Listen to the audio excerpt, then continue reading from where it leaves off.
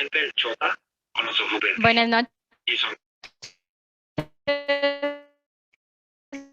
Vamos ya a iniciar, un lugar que se llama silenciándolo. Colombia, donde hay una... Muchas gracias. Bueno, ya me han dado el visto bueno para iniciar, así que vamos a empezar.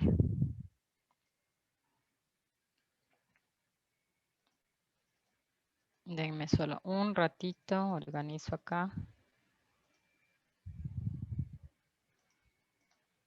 Bueno, perfecto. Entonces, continuando con nuestro webinar en todo lo que tiene que ver con genética forense, el día de hoy vamos a hablar de la toma y manejo de las muestras forenses. Obviamente, esto siempre encaminado hacia mi experticia, que es la genética forense, ¿no? Entonces, toma y manejo de muestras forenses para todo lo que tiene que ver con el análisis genético forense, con el análisis de ADN, con el análisis pericial, ¿no? Déjenme ponerles... Perfecto. Bueno, ¿qué es el ADN? ¿No? Ya lo revisamos un poquito ayer. Aquí les he puesto un gráfico de la estructura del ADN para quienes son tal vez abogados o alguna otra carrera que está lejos del área de la salud. Sí, pueden ser conceptos bastante nuevos, perdón, pero pues quienes estamos en el área de la salud, odontólogos, médicos, bioquímicos, biólogos, laboratoristas, pues sabemos muy claro ya qué es el ADN, ¿no? Aquí les hago un recordatorio, pues es el principal componente del material genético de la inmensa mayoría de los organismos vivos, ¿no? Su función principal es la de mantener a través del código genético la información genética necesaria para crear un ser vivo, que va a ser idéntico a aquel de cual proviene o casi similar, perdón, como es el caso de los seres humanos, ¿no? En nuestro caso, como la reproducción es sexual, sufre cambios, hay también muchas veces mutaciones que pueden darse, entonces, y no va a ser idéntico el ser humano que nace de sus padres, ¿no? Porque tiene obviamente la mezcla de los dos y como les digo, puede haber mutaciones. Aquí un poco aclarar, cuando hablamos de mutación, no sé, muchas veces pensamos algo muy sobrenatural, algo terrorífico, perdón, aterrador quise decir, algo terrorífico, pero no necesariamente es así. Nosotros cuando realizamos los estudios de marcadores del cromosoma Y o del perfil genético de marcadores autosómicos de un ser humano, con su hijo o con su padre, vemos que hay cambios en estas alelos muchas veces, ¿no? Entonces el padre era 15 y el hijo heredó un 14. Quiere decir que heredó con una mutación ese alelo. Muchas veces estas mutaciones no afectan en nada, no tienen mayor representación, así que no hay mayor inconveniente, ¿no? Entonces, esto un poco para que lo tengamos en cuenta. ¿Qué es lo que estudiamos dentro del análisis de ADN? Lo que nosotros necesitamos saber son ciertas características que vamos a encontrar en el gen. Dentro de la historia y la evolución del estudio de la genética, el concepto de gen también ha ido variando de manera considerable, ¿no? Cuando recién se determinó por primera vez que era un gen, se creía que tenía ciertas características y poco a poco, con el avance de la ciencia, pues esto ha ido mejorando, digamos, su definición o haciéndola más exacta justamente al tener con claridad el conocimiento de cuáles son las funciones del gen, ¿no? Yo principalmente me quedaría con el concepto de que es una secuencia que codifica para una cadena polipeptídica específica, ¿no? ¿Esto qué quiere decir? Que cada gen contiene la información requerida para la manifestación de las características heredables de un organismo, ¿no? Entonces, cada gen va a darnos a nosotros como seres humanos, en este caso específico, una característica. Entonces habrá un gen que nos determine el color de ojos, otro gen que nos determine el color del cabello, otro gen que nos determine nuestra estatura y así, características tanto visibles como no visibles, ¿no? ¿Qué son los alelos?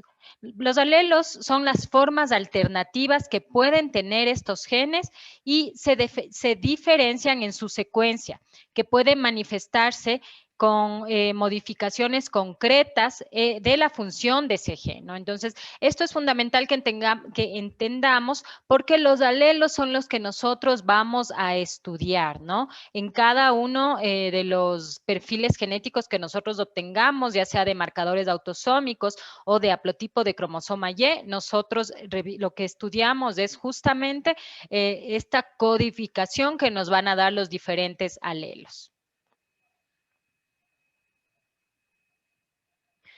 Para poder leer un gen, nosotros debemos secuenciarlo, ¿sí? Debemos realizar la secuenciación de este gen, del genoma en general, dependiendo qué zona nosotros queramos estudiar, ¿no?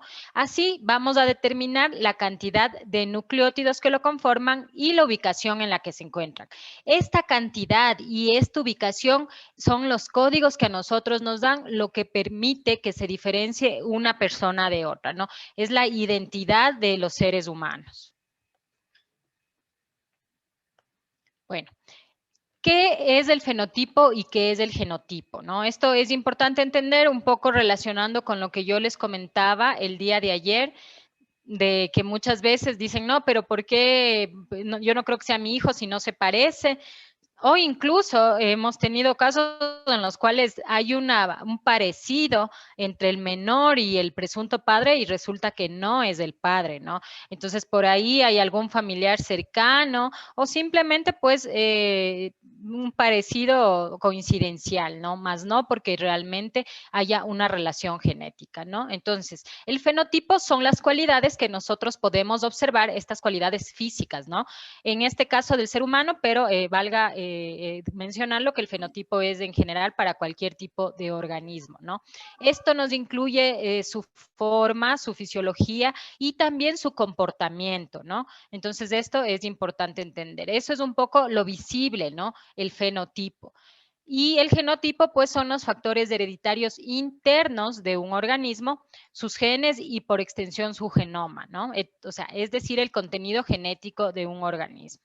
Entonces, muchas veces yo siempre digo una frase, fenotipos vemos, genotipos no sabemos. Hay mucha gente que se cree de raza pura, que se cree, no sé, muy caucásico, digamos, y si realizamos un estudio genético para ver a sus ancestrías, vemos pues que tiene muchísimo de indios americanos, muchísimo de afrodescendientes y cosas así, ¿no? Entonces, recordemos que ya la mezcla, el mestizaje ha sido tal a nivel mundial que ya prácticamente no existen razas puras, ¿no?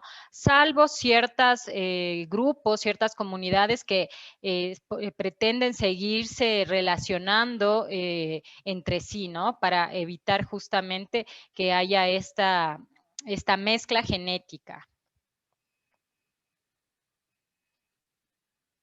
Bueno, tipos de ADN. Ayer ya lo revisamos un poquito, vamos a verlo hoy desde otros aspectos también, ¿no? Entonces, nosotros podemos determinar el ADN desde el tipo de vista funcional, que sería el ADN funcional como tal y el ADN no funcional. El ADN funcional son secuencias codificantes, es decir, son genes que van a representar apenas el 1.5% de todo el genoma. ¿Qué quiere decir codificantes? Quiere decir que tienen códigos que sirven para algo, ¿no? El ADN funcional es el que nos da justamente las características de los ojos. Entonces, obviamente, si yo tengo el mismo color de ojos que mi padre, voy a tener, mi ADN funcional va a ser igual al de él. Si yo heredé el tamaño de las manos de mi madre, mi ADN funcional en de esta parte va a ser igual al de mi madre, ¿no? Entonces, como podemos darnos cuenta, este ADN no nos sirve a nosotros para realizar los análisis, porque hablamos de funcional que es muy similar entre muchas personas, ¿no? Este ADN es del minoritario, es decir, apenas 1.5% o 2% de todo el genoma se ha confirmado que tiene una utilidad codificante, ¿no? Que realmente va a dar funcionalidad para ciertos genes. Mientras que tenemos el ADN no funcional, que son secuencias no codificantes y representa más del 70% del ADN total que nosotros tenemos, ¿no? Entonces, este ADN no funcional es justamente el que nos va a permitir identificarnos, individualizarnos, es único para cada ser humano, a menos en el caso, como le explicábamos ayer, de gemelos univitelinos y muy pocos casos de trillizos univitelinos, ¿no? En estos casos puede ser el mismo ADN. Entonces, salvo estas excepciones, pues el ADN que se analiza para la identidad humana es un ADN que no se encuentra todavía cuál es su funcionalidad, ¿no?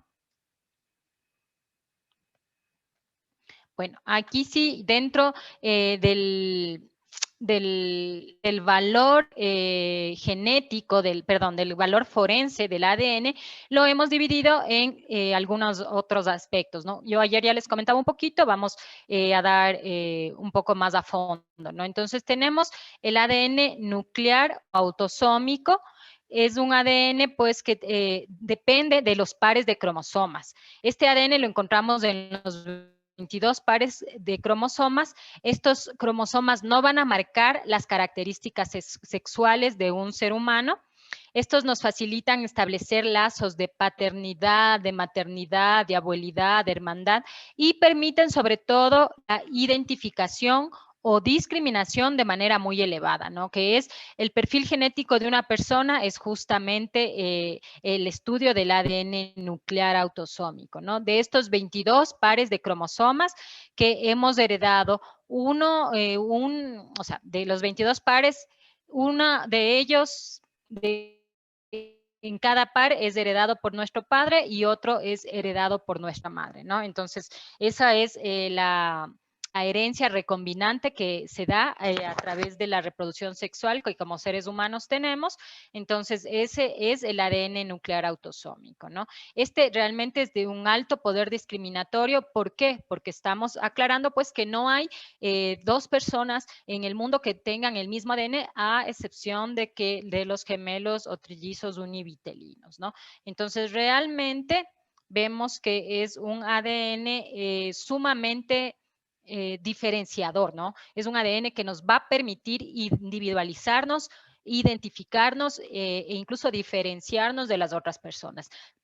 Es el ADN que nos sirve para poder determinar nuestra procedencia también, ¿no? Entonces, sirve para los vínculos biológicos y también para el cotejamiento con indicios siempre y cuando se haya obtenido todos los alelos analizados, ¿no? Yo les comentaba el día de ayer que, bueno, el CODIS tiene 13, todos estos deben coincidir. No puede ser que un solo alelo no hayamos heredado de nuestro padre, por ejemplo, sino de dónde heredamos. Lo que sí puede darse es que presentemos una mutación. Entonces, esto sí tenerlo claro porque no es lo mismo que ustedes determinen o que ustedes interpreten, más bien dicho, una prueba de ADN en un caso de filiación, digamos, en una paternidad, que en un cotejamiento criminalístico. ¿Por qué? Digamos que mi padre es 13-14, mi madre es 11-12 y yo heredé, porque si mi padre era 14, yo tengo un 15. Claramente el 11 yo lo heredé de mi madre, pero ¿y el 15? ¿Qué puede haber sucedido? Claro, con un solo alelo no podríamos determinarlo claramente. Pero si ya tenemos el juego de 16, 21 o 22 alelos, vamos a darnos cuenta que en todos coincide, en todos los alelos que hemos estudiado, se heredó uno del padre, uno de la madre. En este caso, ¿por qué tengo un 15? Porque a mí llegó ese alelo mutado. con una base más, ¿no? Entonces aumentó una base. Puede ser que disminuya y yo no herede el 12, sino el 11 de mi padre. En este caso, en el ejemplo que les pongo, heredé un 15, que quiere decir que yo encontré una mutación, ¿no? O sea, heredé esa mutación. Pero si al contrario, yo estoy haciendo un cotejamiento criminalístico, es decir, yo soy culpable de un acto criminal y me corté al salir asesinando a mi vecino porque tiene un perro que ladra mucho y me cae mal, entonces yo lo asesino y me corto también y dejo sangre ahí. Si yo dejo mi sangre y luego descubren que soy yo, me toman muestra y hacen el cotejamiento, en este caso no podría haber ninguna falla. ¿Por qué? Porque es mi propia muestra, yo no podría haber mutado de un momento a otro. Entonces es distinto porque aquí no puede fallar absolutamente nada. Quiere decir que el 100% de los marcadores que se obtuvo de la escena del delito tienen que coincidir con el perfil de la persona con la que se está cotejando. Bueno, tenemos el ADN del cromosoma Y o haplotipo del cromosoma Y, que también hablamos un poquito ayer. Entonces, aquí vemos en el gráfico derecho una fotografía del grande, que es el que es chiquito, ¿no? Bastante pequeño. En un inicio, cuando se descubrieron los cromosomas, no se lograba determinar realmente cuál era su funcionalidad, ¿no? O sea, se tenía mucha incertidumbre entre para qué era útil, a más de para dar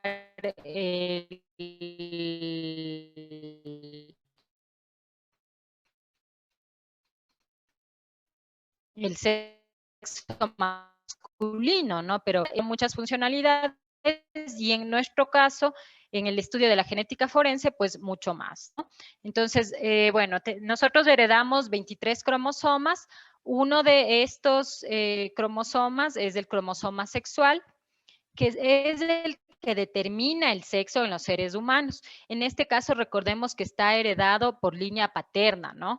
A principios de los 90, cuando se empezó a realizar los análisis de los dos esteres del cromosoma Y, se entendió realmente su utilidad dentro del caso forense, del campo forense, perdón. ¿Por qué?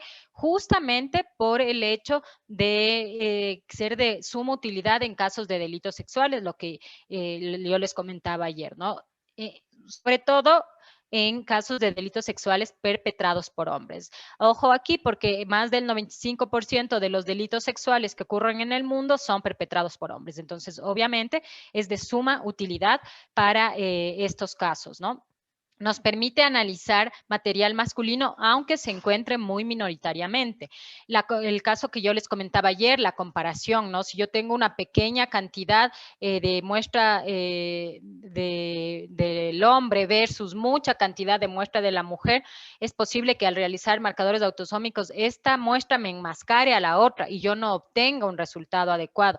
Pero al hacer cromosoma Y, como la mujer no tiene cromosoma Y, sí voy a poder observar algo. Incluso nos permite analizar material masculino en personas vasectomizadas, en personas azospérmicas, en personas que no eyaculan, ¿no? Hemos tenido casos de violadores que, pues muy tranquilos, ellos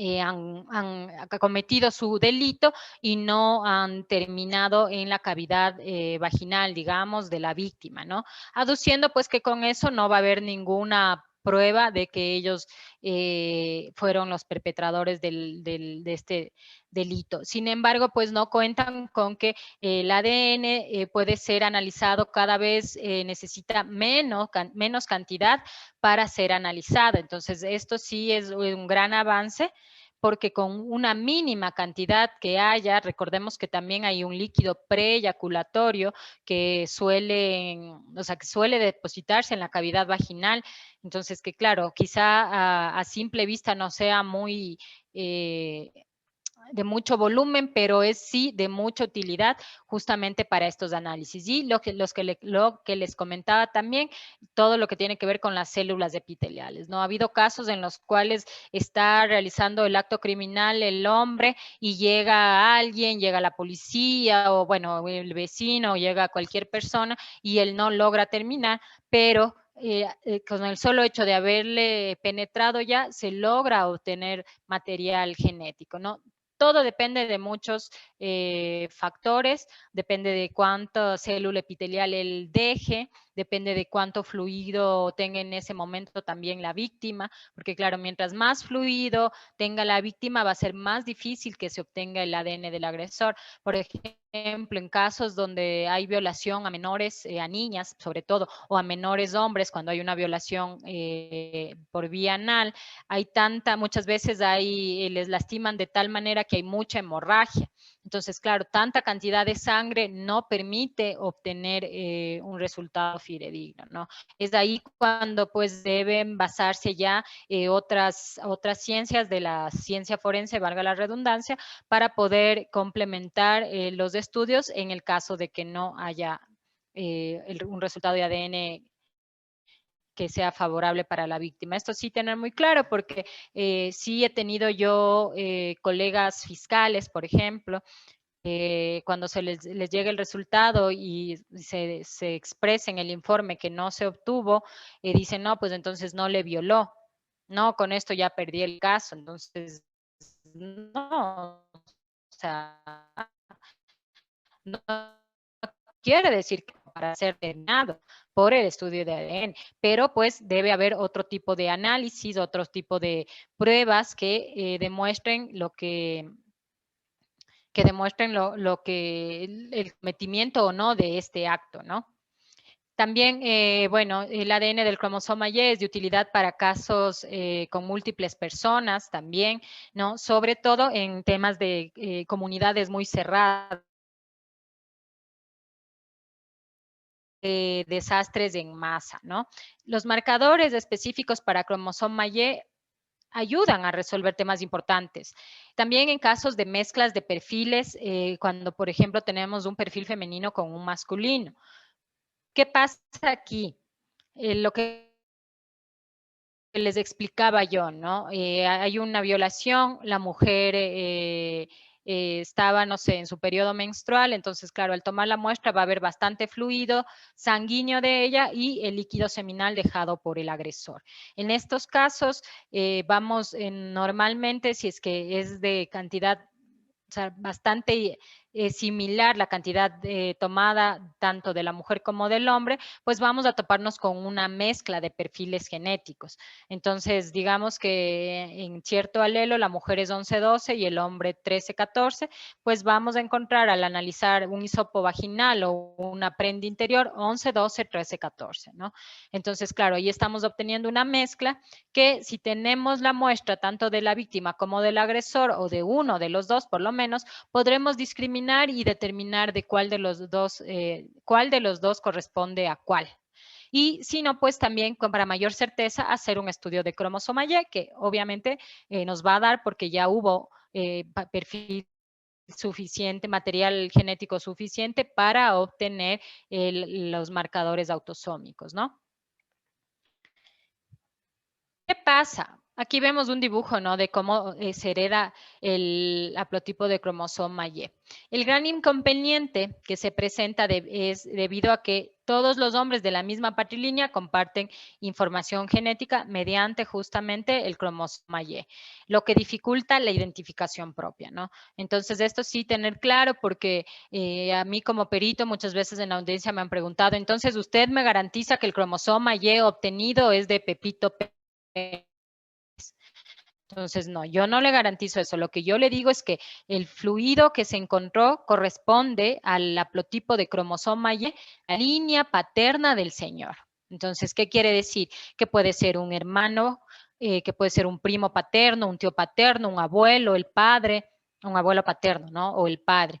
Obviamente ya depende del contexto de la investigación para determinar que sí, que realmente no hubo otra persona cercana a su línea paterna que haya estado en el momento de cometer ilícito, al mismo tiempo, en el mismo lugar. Bueno, todos estos temas que son de utilidad para poder determinar si realmente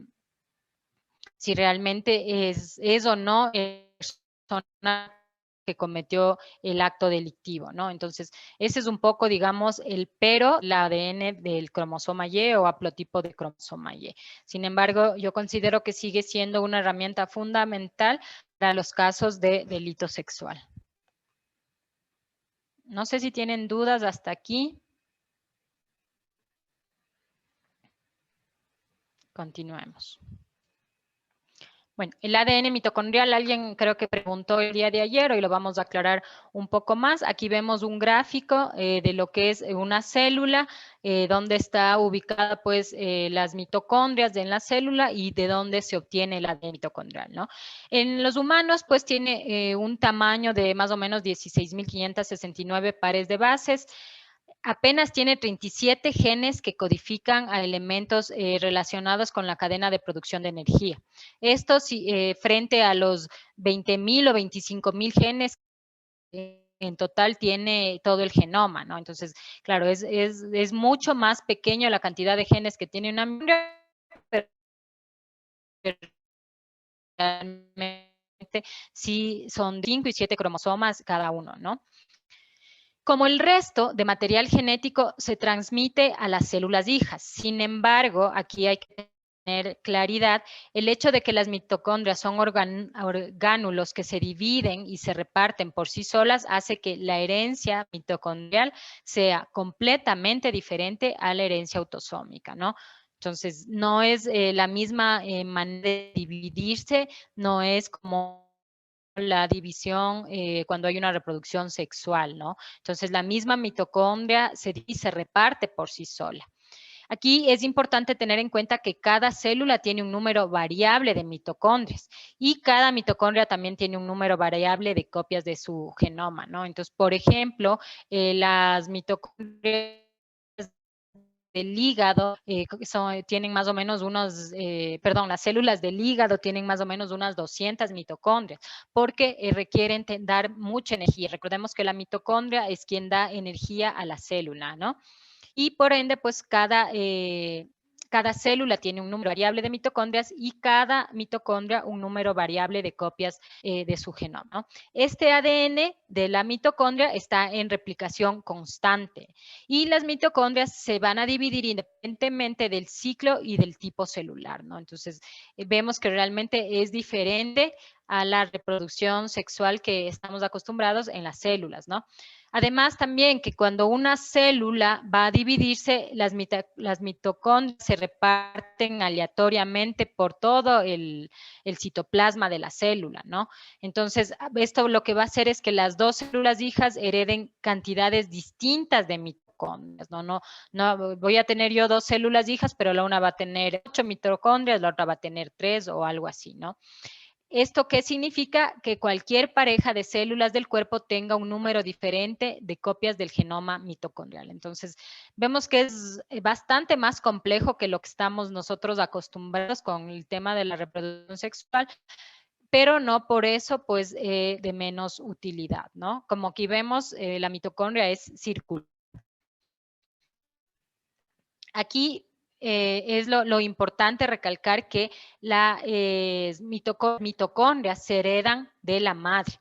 ¿Por qué? Porque cuando el óvulo y el espermatozoide se juntan para fecundar el nuevo ser, las defensas que tiene el óvulo van a destruir las pocas mitocondrias que tiene el espermatozoide. Entonces, netamente, el genoma mitocondrial del padre no se transmite. Y pues todas las copias que reciba la nueva célula van a ser son copias de origen materno, ¿no? Entonces, de ahí la importancia que tiene la mitocondria, sobre todo cuando nosotros nos topamos con células que no tienen núcleo, ¿no? De las cuales no vamos a poder obtener el ADN nuclear. Entonces, bueno. Una vez ya determinado estos conceptos básicos como para poder entender el análisis que nosotros realizamos con los indicios recibidos, vamos a entrar ya un poquito más en lo que es la recepción, ¿no? De estos indicios, ¿no? Aquí he puesto una frase: el tiempo que transcurre es la verdad que huye. Entonces, esto es fundamental porque a medida que pasa el tiempo, va a ser más difícil que nosotros tengamos las herramientas necesarias para encontrar la verdad, porque muchas de estas herramientas son fundamentales obtenerlos en un inicio de haber sucedido el acto criminal, ¿no? Esto también lo dijo Lockhart, que siempre que dos objetos entran en contacto, transfieren parte del material que incorporan al otro objeto. Este principio nos ha permitido obtener indicios relevantes en numerosos lugares, desde huellas en el barro o sus restos en neumáticos, también las huellas dactilares o restos en las uñas, ¿no? Entonces, realmente nos damos cuenta que todo lo que nosotros, con lo que nosotros estemos en contacto puede transferir parte del material nuestro a lo que hayamos contactado o de lo que hayamos contactado a nosotros. Entonces, es fundamental entender esto porque muchas veces vamos a encontrar pérdida de material genético por el hecho de el contacto múltiple que puede haber de ciertas personas. Esto lo digo, por ejemplo, en un caso de un delito sexual, una violación múltiple, ¿no? En el cual 3, 4, 5 o más personas han penetrado a una misma víctima. Entonces, claro, cada uno de ellos, digamos de que es un caso de violación a una mujer por parte de 6 hombres, cada uno de ellos va a dejar y se va a llevar algo, ¿no? Entonces, el primer hombre entra, eyacula y sale, se va llevando un poco del fluido de la víctima y va dejando el de él. Viene el segundo hombre, entra, eyacula y sale. Él tal vez no se lleve ya mucho de la víctima, ¿no? Pero se va a llevar, digamos que poco de la víctima, se va a llegar también de la primera persona que eyaculó y se va a llevar también y va a dejar algo de él, ¿no? Viene una tercera persona, él ya no va a llevarse nada de la víctima, se lleva deja un poco de su ADN y se va llevando el de sus dos compañeros y así, ¿no? Entonces, muchas veces en estos casos se logra obtener el ADN de las últimas personas que perpetraron a la víctima, ¿no?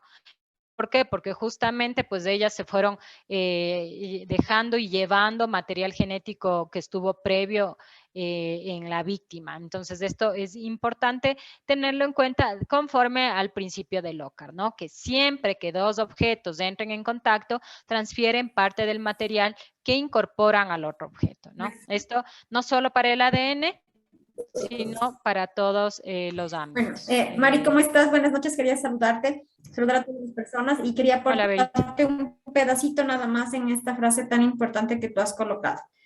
El tiempo que transcurre es la verdad que huye y muchas veces nosotros no entendemos esta parte y esta situación y creemos que los tratados y todo lo que nos han colocado son meras frases que ha hecho un tratadista, pero el tratadista siempre incorpora todas las frases en base, sí, a su experiencia técnico-científica. Y es así que muchas veces nosotros podemos decir que en un interior no existe restos o no existe una cantidad que sea necesaria. Pero en el lugar de los hechos nunca se debe probar un indicio. Sí, nunca se debe convertir un indicio en evidencia. Siempre el indicio tiene que pasar a un laboratorio para que el laboratorista, el analista, el investigador del área en sí sea el que determine si ese indicio es periciable o no es periciable, o es fundamental o mantiene o contiene muestra.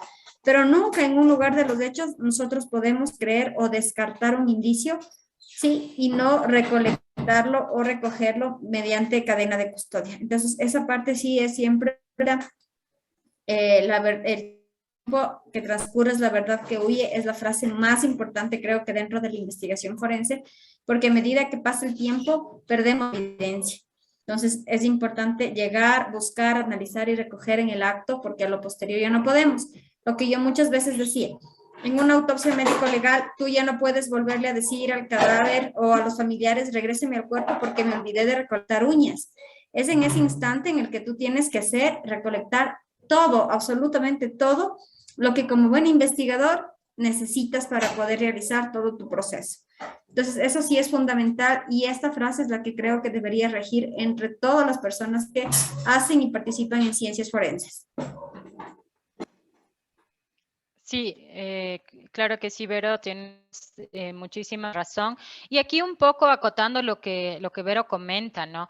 Todavía en nuestro país falta mucha cultura de la resolución criminalística, ¿no? Y sobre todo en los temas de carácter sexual, todavía hay mucho tabú, todavía hay personas que, por ejemplo, no sé, hogares en los cuales su hija fue abusada, sufrió una violación y prefieren ocultarlo porque qué dirán los vecinos, sobre todo cuando son ciudades pequeñitas, pueblos pequeños, comunidades que no quieren que nadie se entere porque ya su hija fue mancillada y qué dirán. Y tal vez cuando se animan a anunciar ya ha pasado mucho tiempo y obviamente pues ya no se va a poder obtener la misma cantidad de indicios que en un principio, ¿no?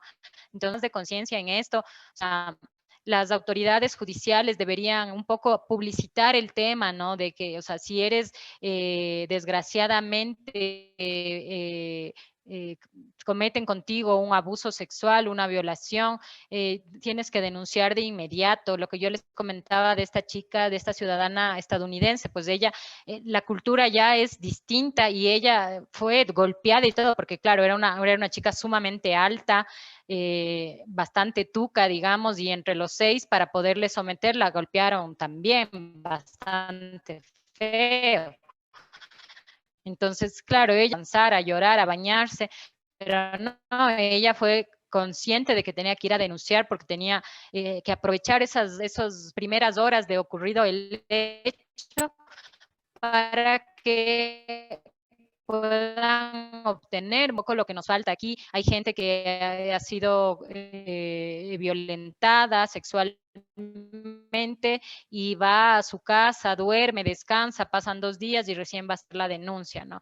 Entonces, claro, tal vez tengamos, puede haber en la prueba médico legista que nos diga que sí, realmente fue abusada, tal vez alguna prueba testimonial que diga que sí, que vio como ella estaba, no sé, drogada o borracha y alguien se la llevó, pero una prueba fundamental en este caso, como es la de ADN, tal vez ya se pierda por el tiempo que ha transcurrido justamente en tomar los indicios, ¿no? Entonces, esto en el ejemplo que yo les pongo, un ejemplo netamente de carácter sexual, digamos, pero para todos los indicios es Denme un ratito que no, ya.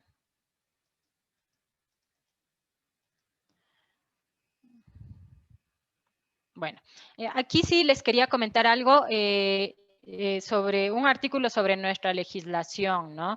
El Código Orgánico Integral Penal en el artículo 463 nos indica que no se podrá realizar pruebas de carácter biológico, extracciones de sangre de objetos situados en el cuerpo u otras análogas si se teme menoscabo en la salud y dignidad de la persona objeto de examen, ¿no? Esto por una parte es fundamental. ¿Por qué? Porque muchas veces, por ejemplo, ha habido casos de violaciones en los cuales la víctima quedó embarazada producto de esa violación y van a hacer la denuncia ya cuando se dan cuenta que ella está embarazada, ¿no? Entonces, en esos casos, el juez no solicita la toma de la muestra. ¿Por qué? Porque a pesar de que cada vez es más seguro, pero sabemos que al hacer un análisis, por ejemplo, de líquido amniótico o de vellosidades coriónicas, este puede causar aborto, ¿no? Entonces siempre está por sobre todo el bien del menor, aunque no haya nacido, del menor no nacido en este caso, y pues debe prevalecer su integridad. Entonces, en estos casos, lo que se procura pues es que ella termine el embarazo para justamente poder realizarse los exámenes respectivos que determinen que una persona corresponde al padre biológico, pues y ya por ende se verificará si hubo un acto delictivo de violación en este caso para poder seguir con el proceso, ¿no? Determina que a ninguna persona se le puede realizar una prueba igual de carácter biológico, extracción de sangre u otros objetos sin su consentimiento, ¿no? Este es un artículo que realmente a mí me cuesta muchísimo entender, porque ¿esto qué quiere decir? Que si un sospechoso de un crimen no accede a que sea tomada su muestra biológica, pues simplemente no se le puede obligar a tomarla, ¿no? Yo sí considero que es algo que algún momento se debe analizar, que toda persona debería dar su muestra si es que esté implicada en un acto criminal, así no quiera, ¿no? Pero desgraciadamente, pues la ley ampara esto. Claro, aquí pues vienen ya agravantes para aquel que no quiere dar su muestra por cualquier pretexto, ¿no? Entonces, porque no está aportando un poco a esclarecer su caso, pero pues obviamente tampoco me va a dar la certeza, ¿no? Entonces es importante que esto se vaya ya analizando como para determinar si realmente se debe dejar tan al libre albedrío, ¿no? Sino más bien que sea una imposición, ¿no? Que cualquier persona que esté sospechosa en un acto delincuencial, pues se le tenga que extraer la muestra biológica. Incluso esto lo que nos va a ayudar también es a poder ir creando bases de datos de cualquier persona que ha sido ingresada al sistema penal por cualquier motivo, ¿no? Entonces sí nos va a ayudar y a resolver muchos casos como lo hacen pues en otros países. Marita, tú que conoces un poco en la parte extranjera y has salido más fuera del país en cuanto a capacitación, ¿en otros países la legislación te permite que tomes muestras sin el consentimiento de la víctima o del victimario? Sí. Sí, realmente no recuerdo en cuál en este momento, pero justamente fue un tema de una convención internacional en la cual se determinaba que, o sea, yo les comentaba esto, ¿no? Y decían que, pero ¿por qué? Que el momento en que ya están como culpables, no como culpables, sino como presuntos en un caso, pues se les toma la muestra y ya. Entonces yo les comentaba que no, que esto no sucede aquí. Incluso me parece que en Estados Unidos, igual, cualquier persona que así vaya por una pequeña infracción de tránsito o lo que sea, sea privado de su libertad, inmediatamente hay la toma de muestra justamente para las distintas bases de datos, ¿no? Entonces, de base de datos genética de criminales, puede incluso empezarse a hacer con personas privadas de la libertad que están acusadas de delitos sexuales y así poco a poco, ¿no? Si esto se fuera dando, vamos a tener realmente buenos resultados que logren esclarecer más fácilmente ciertos casos, ¿no? Aquí, por ejemplo, aquí en Quito se dio un caso de una violación, de un violador serial, ¿no? Este violador lo que sí, trabajaba en un taxi, las mujeres tomaban el taxi y él los llevaba por arriba, por el tejar, por una zona muy alejada del centro para arriba, se desviaba y en una zona medio de bosque, perdón, una zona medio boscosa, él les bajaba del carro y abusaba de ellas y les dejaba ahí, ¿no? Entonces, claro, hablamos de Quito, que es una ciudad bastante grande, que tiene varias fiscalías de violencia sexual. Entonces, resulta que por ahí le tocó el caso a un fiscal. Ya después, a la semana hubo otra víctima y le tocó el caso a otro fiscal. Entonces, claro, jamás entre esos dos hubo siquiera la conversación de que había sucedido. Como a las 3 semanas, otro caso a otro fiscal y bueno, le vuelve a tocar al primer fiscal que había analizado uno de estos, que estaba a cargo de estos casos, y claro, y él determina que el modus operandi es el mismo. Entonces, en estos casos, por ejemplo, si nosotros tuviésemos una base de datos genética, el momento en que se hace el análisis, se determina que hubo perfil genético, se mete en la base de datos y apenas en el segundo caso ya se hubiera obtenido el cotejamiento, ¿no? De que corresponde al mismo agresor y se hubieran tomado pues las medidas respectivas mucho antes, ¿no? bueno, en este caso, como les digo, tuvieron que pasar, no recuerdo bien si 4 o 5 víctimas para que determinen que es del mismo modus operandi y trabajen pues en cooperación con los investigadores de la Policía Nacional y logren dar con esta persona, ¿no? Que evidentemente luego de analizarse más exhaustivamente y todo, se determinó que tenía 8 casos ya ingresados aquí en Quito, ¿no? Entonces, sí vemos que son cosas que nos falta todavía como país, nos falta que haya una inversión adecuada justamente para poder realizar bases de datos, para poder tener estos avances que no están muy lejos de ser totalmente necesarios para nosotros, ¿no? Si bien es cierto, somos un país con una extensión pequeña, con una población no muy grande, pero justamente por eso debería ser más fácil para nosotros contar con estas bases de datos. Bueno, vamos a hablar ahora entonces del tema de la recepción de indicios, ¿no?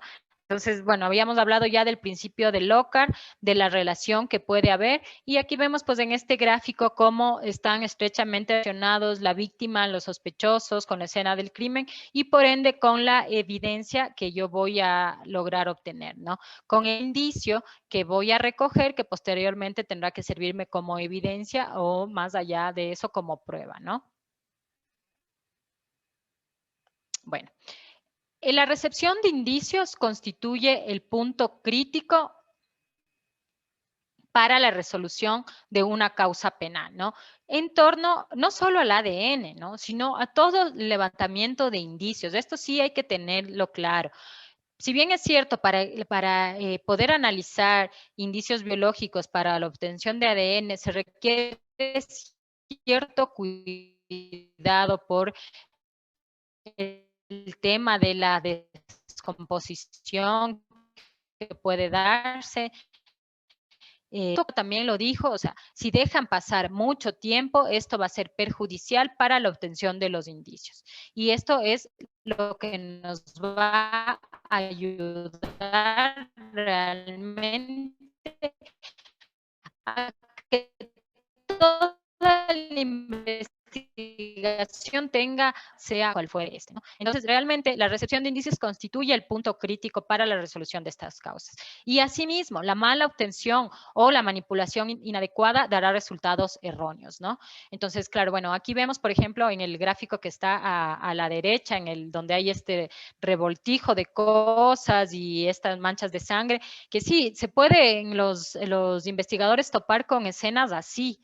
Por ende, hay que tener mucho más cuidado porque debajo de todo ese montonal de cosas puede haber indicios que sean de mucha utilidad.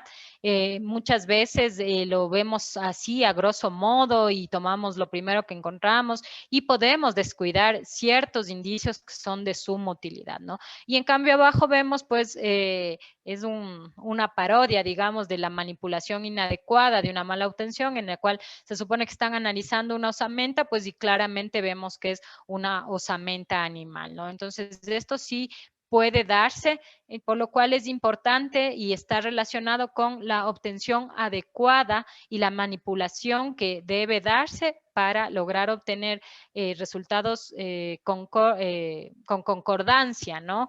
Resultados que sean de utilidad. Esto no quiere decir que yo necesito que en el resultado me diga que me está arrojando la culpabilidad una persona. No, lo que quiere decir es que debe ser un resultado que esté apegado a lo científico y técnico, ¿no? Pero esto se logra obviamente desde el punto inicial, que es la recolección adecuada de los indicios. Marita. Ver. Ya, yo en eso, yo quería hacer en concordancia contigo esta parte. Yo siempre manifiesto que la cadena de custodia es un tratamiento, la cadena de custodia es un documento legal, sí, eso estamos súper de acuerdo que es un documento legal, pero este documento legal tiene muchas partes, muchas características. Solamente es un documento en el cual tienes que firmar bien, colocar bien la fecha y hacer los saltos correspondientes. Y yo hacía un webinar anteriormente en donde yo explicaba que la cadena de custodia no solo se trata de un salto o de una firma, Se trata desde el momento de la recolección de un indicio, porque tú pones observaciones, desde saber cómo conservas un embalaje en primera instancia el indicio, si ese indicio mantiene cadena de frío, si a ese indicio se le realizó todo el tratamiento desde cuando inició, porque desde ahí inicia la recolección de los indicios y la cadena de custodia inicia en ese proceso. Entonces yo decía siempre que para garantizar porque la cadena de custodia se rompe desde ese proceso. Uno no conserva, porque dice, es un documento legal que permite garantizar la inalterabilidad de un indicio desde su su tratamiento y hasta cuando se transforma en una prueba. Entonces, todas esas fases que cumplen la cadena de custodia están inmersas desde el mismo hecho, desde el mismo proceso de la recolección. Y desde ahí cuando nosotros podemos validar o podemos verificar si es que efectivamente cadena de custodia cumple toda la veracidad desde el momento de su recolección, que es desde donde nosotros debemos tener en cuenta este proceso. Entonces, yo no sé, Mari, si tú también. Sí, justamente, o sea, lo que debemos entender es que no debe ser solo un documento, no sé, por una mera formalidad, ¿no? Sino que debe ser importante para que se coloquen ahí realmente los datos necesarios y la información pertinente. Cualquier cambio que se haya hecho puede ser de gran utilidad. Y aquí, por ejemplo, yo les voy a comentar un caso que tuve en el cual el fiscal ordena que se va a trasladar al laboratorio de ADN un cuchillo con mango café marca Tramontina, ¿no? El 90% de los cuchillos que recibíamos en el laboratorio son marca Tramontina, por eso hasta sacamos una frase, Tramontina, el cuchillo que asesina, porque es la mayoría de cuchillos de marca de cuchillos que se usa en nuestro país. O sea, si ustedes van al cajón de su cocina, van a ver que muchas veces estas descripciones eran muy escuetas. Entonces, trasladar al laboratorio de ADN para su análisis un cuchillo marca Tramontina, que se coloque más información para tener la certeza. Bueno, entonces nosotros en la descripción ponemos, por ejemplo, un cuchillo marca Tramontina de mango color café con se me fue la palabra, 3 remaches en el mango, plástico con 2 remaches y así, ¿no? Entonces resulta que esta vez yo había ya recibido como una semana antes del documento del fiscal en el cual decía que me iban a trasladar un cuchillo. Entonces, claro, yo estaba súper pendiente porque a veces llega primero el oficio y después llegan los indicios, no el mismo día, sino luego de varios días. O a veces sucede que llegan primero los indicios y después el oficio, porque claro, el fiscal ya sacó el oficio con un tiempo de antelación, pero hasta que llegue al laboratorio, sobre todo cuando eran de provincia, pues no llegaba todavía. Entonces yo sabía y tenía muy claro que era un cuchillo marca Tramontina con mango café con 3 remaches, ¿no? Entonces, perfecto. Cuando me dijeron, sí, yo estaba justo almorzando, me acuerdo, sí, Mari ya llegó que no sé qué, ya chévere, ya voy a analizar porque creo que necesitaban bastante pronto ya los resultados. Me parece que era de un caso que solo faltaba ese indicio. Entonces, bueno, terminé de almorzar, me dispuse a hacer el análisis respectivo. Cuando voy y abro y veo que era un cuchillo de mango de plástico y era negro, ¿no? Y el que me había indicado o sea, el que yo esperaba era de mango café, que son de madera, con 3 remaches. Este, como les digo, era negro de plástico con 2 remaches. Y no era Tramontina, era otra marca. Entonces, claro, yo recibo el cuchillo, ya iba yo a coger y empezar a analizar y me quedo así, digo, qué raro. Y reviso bien y claro, evidentemente en la bodega de la Policía Judicial, que es la que nos trasladaba, habían cometido un error, porque tenían que llegarme no sé, el 722, del 723, el indicio 723, y habían cogido el 732. Y como era un cuchillo, pues no tuvieron la precaución y asumieron que era el mismo.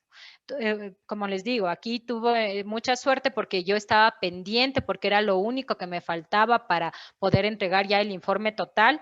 Entonces era el único indicio que me faltaba, era un caso de un homicidio con varias muestras, con varios indicios, digamos, a ser analizados. Entonces, claro, cuando yo lo recibo, me doy cuenta e inmediatamente le llamo al fiscal y le pongo en conocimiento, pues, de este error humano que se había suscitado. En ese momento se comunicaron con las bodegas y de inmediato, como a la hora, estuvo ya aquí el cuchillo adecuado. Pero, ¿qué hubiese sucedido si yo analizaba sin tener la precaución del caso? O sea, si yo no me hubiese fijado que la cadena de custodia decía primero claramente qué muestra era y yo no estaba recibiendo esa muestra, yo estaba recibiendo algo distinto. Hubiese sucedido que a lo mejor yo le analizaba y me daba un perfil que no correspondía con el sospechoso y tal vez hubiese sido el único indicio y eso le dejaba libre al sospechoso, ¿no? Entonces hay que tener mucho cuidado con eso, hay que tener realmente, ser muy minuciosos en nuestro trabajo, la descripción es fundamental. Muchas veces llegan personas a retirar los indicios y dice, buenas, vengo a retirar una prenda interior roja de mujer.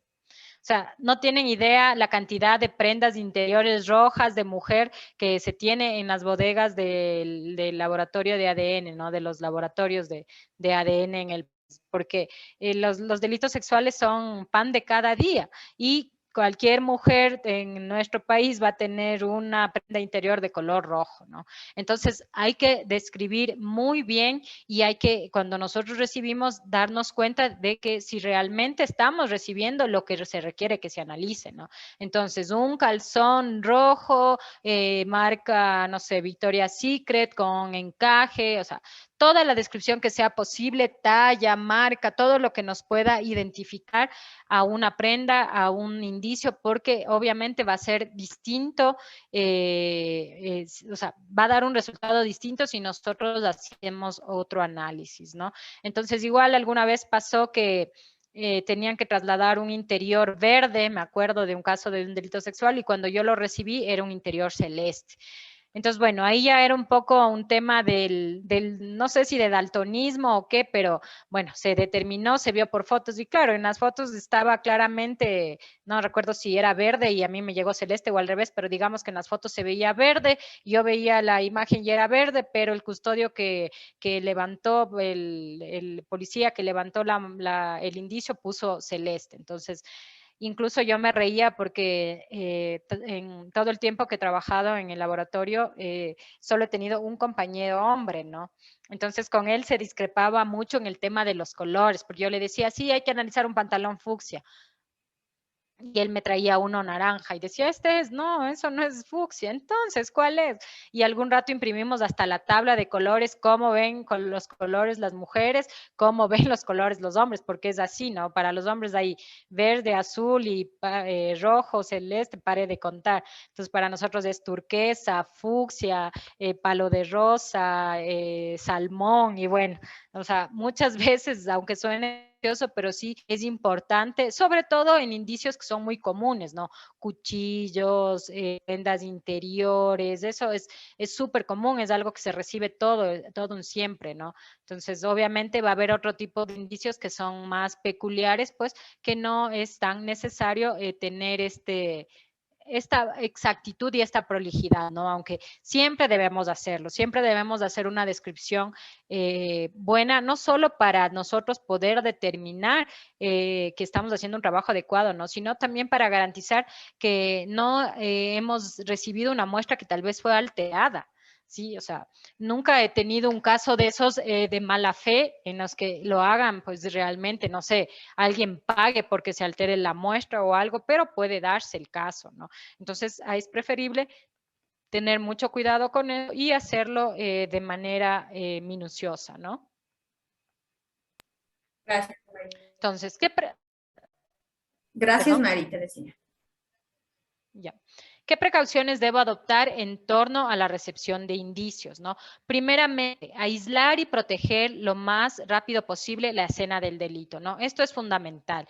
Protegerla de la intemperie, por ejemplo, o sea, si tengo una escena abierta en la cual hay muchas máculas de sangre, rápidamente protegerla y poder levantar los indicios, ¿no? Protegerla también de los curiosos, ¿no? Que siempre es así, vemos en la televisión, vemos cuando se ha dado algún caso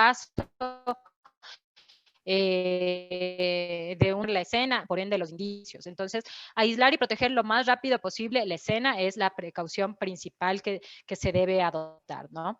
De ser posible, se deben recoger en primera instancia los indicios biológicos. ¿Por qué? Porque son los indicios que pueden sufrir cambios, que pueden degradarse, que puede haber una alteración en sus componentes versus los indicios que no sean biológicos, ¿no? Entonces, en primera instancia, de ser posible, voy a recoger primero los indicios biológicos. Obvio, si yo tengo, no sé, una escena grande y muy lejos de allá veo indicios biológicos y acá tengo, no sé, unos casquillos de bala, unas armas, obviamente, ¿no? Pero de ser posible, si puede esperar a la recolección de otro tipo de indicios, siempre hacerlo primero con los indicios biológicos. Debemos usar guantes limpios y que deben estar cambiados con frecuencia, ¿no? Muchas veces que ya nos ponemos los guantes y con los mismos guantes vamos a levantar muestras de sangre, vasos rotos, casquillos de bala,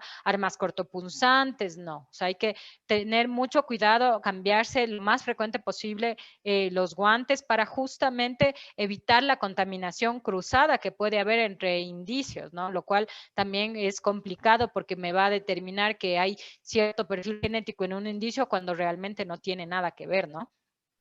De preferencia usar mascarilla. Bueno, ahora por el tema del COVID ya es inevitable, todo el mundo está con mascarilla, pero antes de la época del COVID, pues no siempre era así.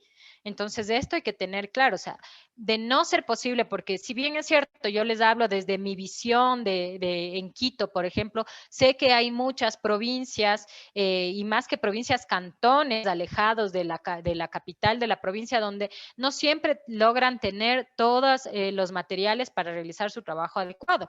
Esto hay que tener muy en cuenta. ¿no? Que la realidad no es la misma para todas las ciudades ni para todos las entidades, ¿no? De poder usar mascarilla y si no es posible, por Dios, evitar hablar o aún más estornudar sobre las muestras, ¿no? Que eso también es muy común mientras van levantando muestras, ir conversando y esto no puede ser posible porque se puede llegar a contaminar, ¿no? Utilizar en lo que se puede material descartable. Hay que tener claro que no debemos añadir ningún tipo de conservantes a las muestras, ¿no? Tal vez para otro tipo de análisis forense sea importante añadir algún tipo de fijador a las muestras, algún conservante, pero para el ADN no lo requerimos porque incluso estos elementos químicos que se añaden van a inhibir la PCR y no queremos que esto suceda. Entonces hay que tener cuidado con cualquier cosa que nosotros queramos añadir, ¿no? Las muestras en soportes sólidos siempre deben ser secados a temperatura ambiente antes de ser empacados, ¿no? Deben ser empacados por separado y en bolsas de papel o de cartón, jamás usar plástico. Esto deben ser empaquetado por separado. Tal vez a algunos les va a sonar, pues lógico, obvio, tengo que empaquetar por separado, pero créanme, alguna vez hubo un asesinato, una muerte con un arma blanca, mataron a 3 personas y cuando nos llegó las evidencias, nos llegó primero en una funda de basura, o sea, una funda plástica, y segundo nos llegó las camisetas y los shorts de las 3 personas en la misma funda. Entonces, si queríamos determinar tal vez algún material biológico, era muy complejo porque eso ya estuvo mezclado. Entonces, obviamente va a haber una contaminación, lo cual no nos va a permitir dar un resultado fidedigno, ¿no? Entonces, esto sí tener muchísimo cuidado. Lo que yo les comento es netamente para el tema de ADN, esto sí recordémoslo, ¿no? Recordémoslo, pero creo que en general la forma de recoger los indicios debe ser así, tener esa precaución. Mari, te voy a leer un mensaje que nos pone Diego Cabanilla. Dice, una pregunta. ¿Uno puede usar equipo que adquirió de manera particular para ser usados en las labores forenses?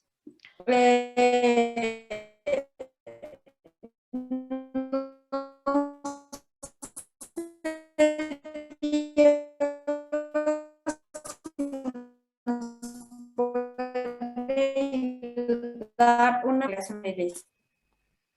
Mientras Diego nos abarca la pregunta también, es indispensable saber e identificar qué tipo de escena estamos trabajando, ¿no? Si es una escena abierta, si es una escena cerrada, si cuando nosotros llegamos a la escena y la escena está modificada o la escena no está modificada. Todas esas caracterizaciones nos van a dar mucha importancia en cuanto al tratamiento de los indicios y la recolección de los mismos.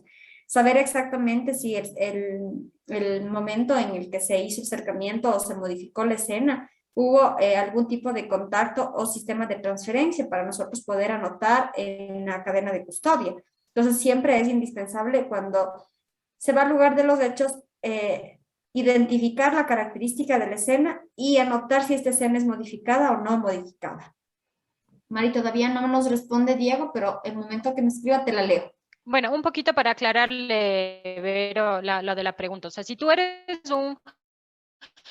personal público, tú puedes usar material particular, ¿no? O sea, supongo que la pregunta va un poco encaminado al hecho de que no siempre te dotan del material adecuado, ¿no? Entonces tú eres, perdón, es decir, instrumentos no aprobados previamente o maneras de no alterar la escena del crimen, ¿no?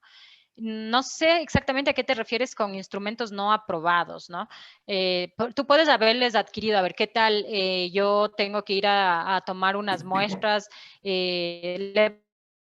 levantamiento de indicios y no me han dotado el material necesario o estoy un crimen y que vaya y levante, pues yo puedo adquirirlo. A la final yo soy un perito público y estoy acreditado y tengo yo la capacidad para hacerlo. O sea, sí, es posible, ¿no? No hay inconveniente, pero claro, tengamos también en cuenta que hay mucho material que no lo podemos comprar en cada esquina, ¿no? Hay material que es bastante específico para esta área, entonces sí, lo ideal es que estemos, si trabajamos en esto, estemos dotados del equipamiento ideal, pero sí, o sea, muchas veces a mí personalmente no me ha pasado, tengo que decirlo, pero sí he tenido colegas de provincias sobre todo que me han dicho, no, se nos acabaron los guantes y hasta hacer el proceso, sabemos que en el tema público es un poco engorroso los procesos de compras, entonces hasta hacer los procesos compramos nosotros los guantes, o los hisopados o las pinzas, sí, o sea, sí se puede hacer, porque a ti un poco lo que te avala tu trabajo no es el equipo que te haya dotado el gobierno, sino cómo tú realizas tu trabajo, ¿no? Entonces, obviamente, siempre encaminado con la ética de hacerlo correctamente, no veo yo que haya ningún inconveniente en eso. Bueno, entonces eso en cuanto a las precauciones que debemos tomar en torno a la recepción de los indicios, ¿no? Listo, Mari, muchas gracias. Dice. Te voy leyendo y te interrumpo cuando nos manden preguntas. Ya, perfecto, gracias, Vera. No me cambia, ya. Bueno, entonces aquí vamos a ver cómo recoger ciertos tipos de indicios, ¿no? Por ejemplo, si nosotros tenemos maculaciones o manchas secas, por ejemplo, en soportes no absorbentes, como cristal, metal, madera, estos deben ser recolectados con un hisopo que puede ser mojado en agua destilada. Lo mojamos, pasamos la muestra sobre la mancha, digamos, y dejamos secar antes de guardar, ¿no? También, si no disponemos de hisopo, si no tenemos manera de dejarlo secar, tal vez, podemos hacer un raspado con bisturí y guardar en la bolsa de papel, ¿no? Esto hay que tener en cuenta porque esto es ideal, sobre todo cuando tenemos las muestras en soportes muy grandes. Les digo, alguna vez me llegó, les voy a decir una ciudad de X, no era esta ciudad, estoy segura, pero digamos que de San Miguel de los Chimbos, de San Miguel de Chimbo, ocurrió un acto criminal en el parque y hubo manchas en la banca del parque. Alguna vez nos llegó la banca del parque. Entonces es como que, o sea, es súper ilógico porque ¿cómo se debe tomar la muestra ahí? Tú vas con un hisopo, lo humedeces, obviamente con algún líquido estéril, ¿no? Lo humedeces y pues tomas la muestra, ¿no? O a su vez raspando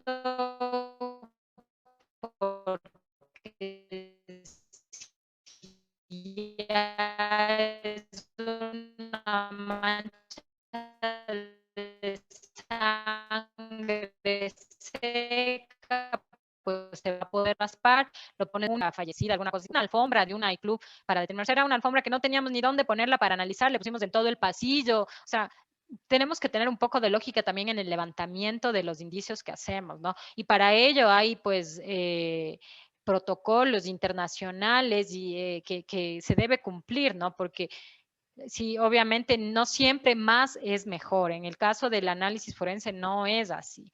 Entonces, ¿para qué me voy a llevar yo la banca del parque cuando podía haber tomado un hisopo y dejarlo llevarlo al laboratorio para el análisis, ¿no? En soportes absorbentes, por ejemplo, como son telas y tapicería, lo adecuado es recortar la mancha y guardar en una bolsa de papel. ¿Por qué aquí no hacemos un hisopo? Porque muchas veces va a haber fluido que cuando son material absorbente va a descender, ¿no? No va a estar precisamente en la capa principal, sino, digamos, no sé, es la tapicería de un vehículo, va a estar en la tela, en la esponjita, en todas las capas que pueda tener esa tapicería, se puede quedar ahí el material, ¿no? Entonces es fundamental que nosotros en ese caso hagamos lo correcto, perdón, es para hacer es cortar la tapicería, cortar un pedazo de donde esté la muestra y trasladarla igual, ¿no? Siempre todos estos bolsas de papel,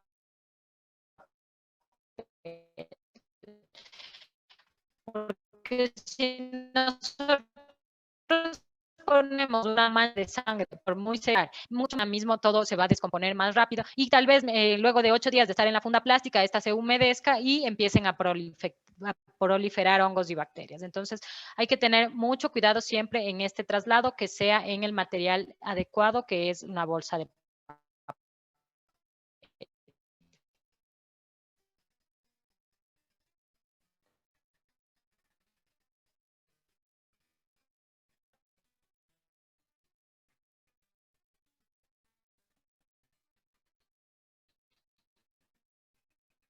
en torno a los indicios, una me parece, misma he tenido muchas veces que tomar muestra en hisopos que no que no han sido estériles, ¿no?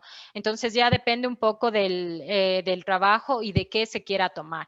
Si yo voy a hacer un hisopo de una mancha de sangre, por ejemplo, la mancha de sangre al ser visible, yo estoy viendo que realmente hay bastante material, entonces es muy poco probable que vaya a haber tal vez una mezcla de perfiles genéticos en ese hisopo, porque así no sean estériles, pues son tratados con un caso Curmania. Resulta que en una comunidad, en una ciudad pequeña de Alemania, hubo un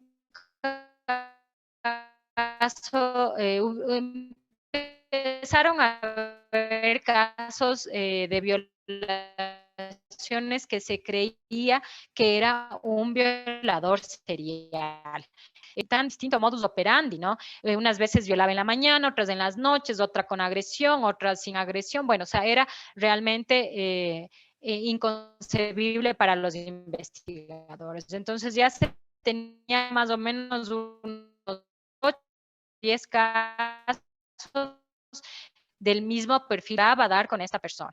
Luego de un tiempo que a alguien se le ocurre analizar todas las aristas posibles dentro de este caso, se determina que qué había sucedido.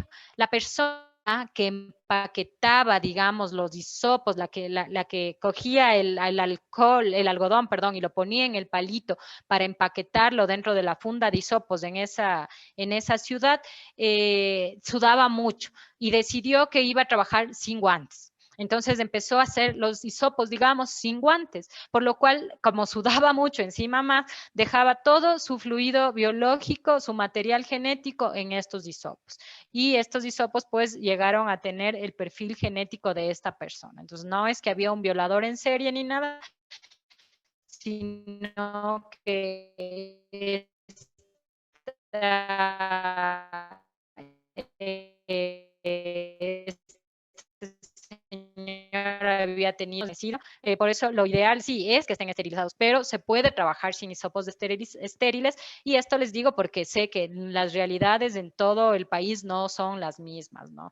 Entonces, muchas veces los propios peritos, el propio personal policial, se le acabe el material, es importante pues entender que es posible, ¿no? Sí es posible realizarlo con hisopos que no sean estériles. Yo recomiendo para esto, hay unos hisopos de mango de madera que son larguitos, que incluso, o sea, son de utilidad porque no son chiquitos y complicados, sino son largos, son marca Carlitos, ¿no? Con el mango de madera. Estos son de mucha utilidad para cuando realmente no tenemos hisopos estériles. Ahora, las casas comerciales te venden los hisopos para toma de ADN, que viene con su tubito con secante que no va a alterar la PCR y todo, pero claro, o sea, un hisopo de los Carlitos que yo les digo, creo que el paquete de 100 hisopos vale menos de $1, y estos otros que les digo vale cada hisopo $2.50. Entonces, para la realidad que tenemos en nuestro país, no siempre va a ser posible adquirir los elementos más costosos, y no siempre tampoco el resultado va a ser mejor, ¿no? Bueno, en torno a los indicios húmedos, estos deben ser introducidos por separados en bolsas de papel o en cartones, dependiendo el volumen, ¿no? Porque si yo tengo, no sé, una cobija húmeda o sea, de sangre, por ejemplo, no lo voy a introducir en una bolsa de papel, obviamente voy a necesitar algo más grande, en este caso sería un cartón, y se lo debe trasladar a las instalaciones adecuadas inmediatamente para poder dejarlo secar, ¿no? Esto sí, recordar que debe estar protegido de la luz solar, porque los rayos UV van a alterar el ADN. No lo voy a poner en el patio de mi casa donde pasan mis hijos topando, jugando, no, o sea, tengo que tener instalaciones adecuadas para dejarlo secar, ¿no? En torno a los indicios líquidos, por ejemplo, esto depende de qué tipo de indicio voy a analizar. Si es sangre, ¿no? Si vemos un charco de sangre, es decir, hay gran cantidad de sangre, se va a recoger con una pipeta de plástico y se la va a depositar en un tubo conecta, que es un tubo tapa lila. Esto es lo ideal, pero claro, o sea, vuelvo y repito, no siempre va a haber la posibilidad. Entonces, si no tengo en ese momento un tubo tapa lila, un tubo conecta, ponerlo en algún frasco hasta colocarlo en el indicado. ¿Por qué? Porque en el tubo tapa lila que tiene EFTA, que es un anticoagulante, no me va a permitir que la sangre se coagule y va a ser factible el análisis de ADN. ¿Por qué? Porque muchas veces la sangre ya coagulada va a ser muy difícil que yo pueda. El ADN no es de las células rojas. Recordemos que las células rojas no tienen núcleo. Entonces yo tengo que eliminar estas células para poder ser analizadas. Y cuando ya hay una coagulación, esto se torna más complicado, ¿no? Si hay poca cantidad de sangre, yo lo puedo recoger con un hisopo, lo dejo secar y pues lo traslado hacia el laboratorio respectivo. Y ha habido casos, sí, en los cuales me topo con sangre coagulada, pues esta se puede recoger con una cucharita o con una espátula y se le coloca en un frasco, ¿no?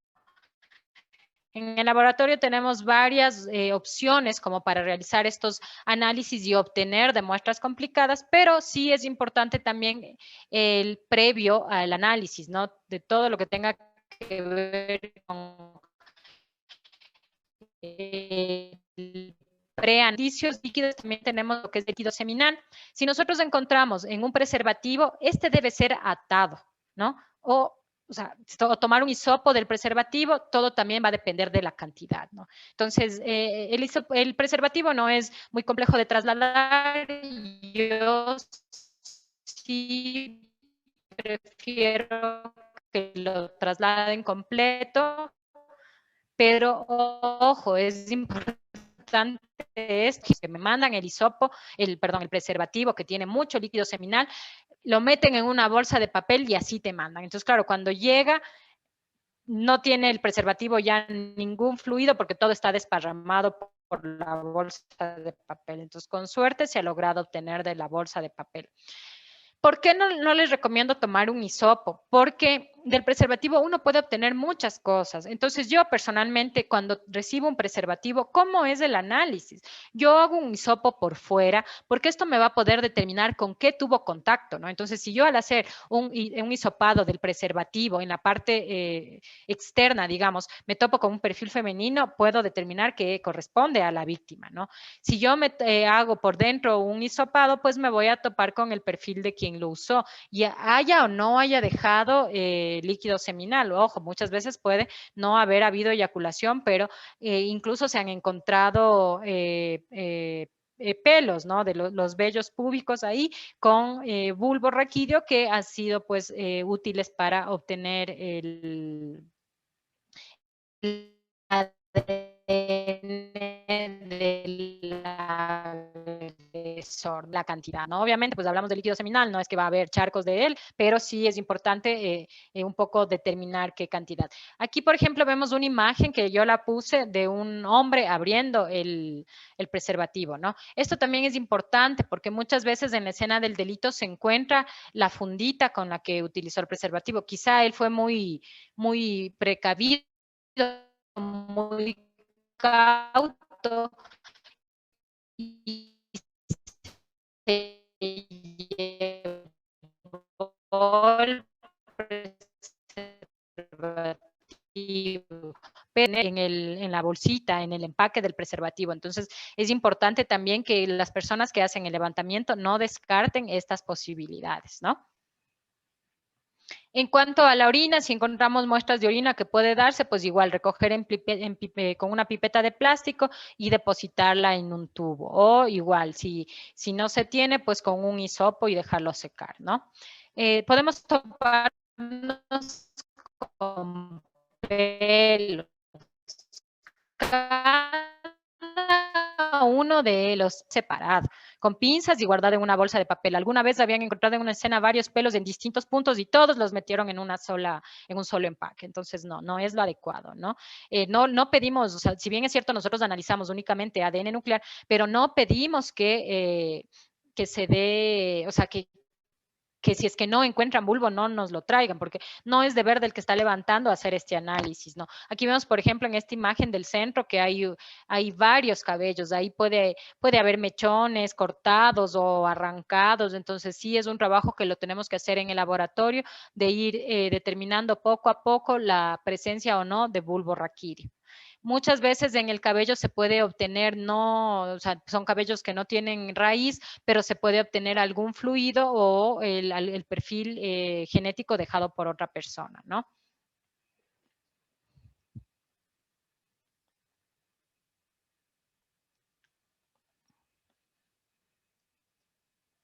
No se me cambia ya.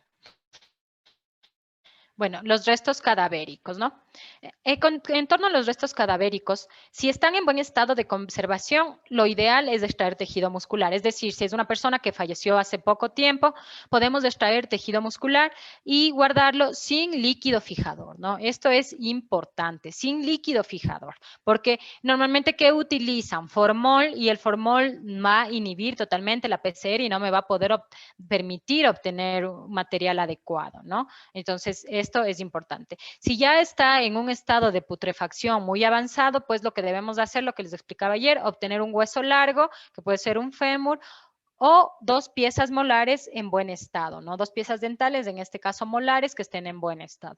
Entonces, aquí vemos en la primera fotografía, por ejemplo, un poco cuál es el trabajo que realiza, ¿no? El perito de ADN. Entonces, tenemos médicos que, por ejemplo, ellos mismos lavan el hueso, ellos mismos nos mandan un cortecito, ¿no? Hay otros médicos que nos mandan entero, nosotros tenemos que lavarle y hacer el corte, ¿no? Lo ideal es hacer esto, una ventana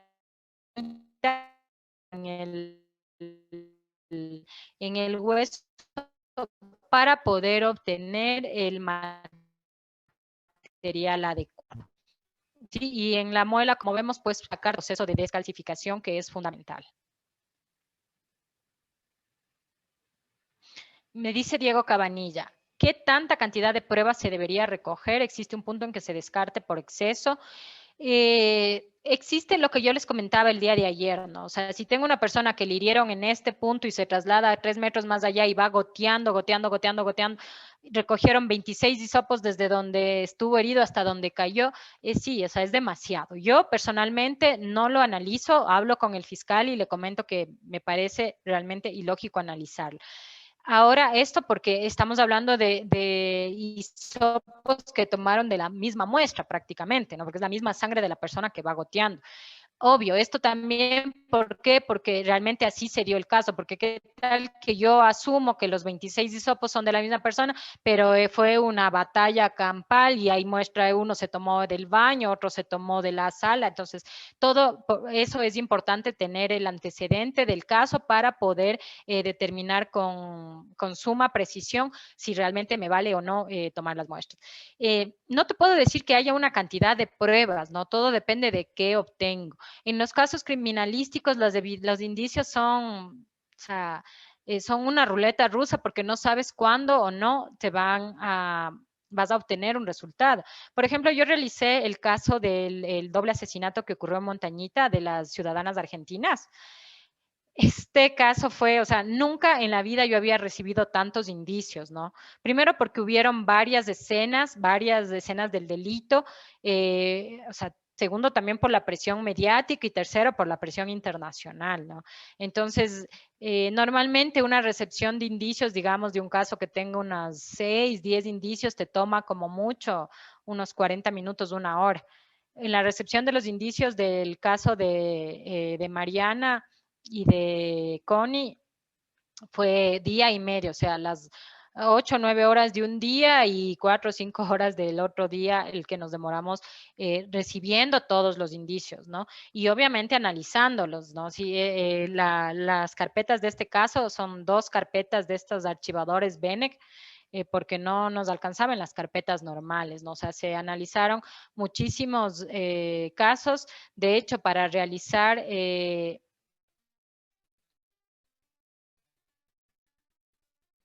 estos 40% de lo que tenemos programado anualmente para este caso, ¿no? Entonces, sí vemos que realmente, o sea, fue un caso bastante complejo.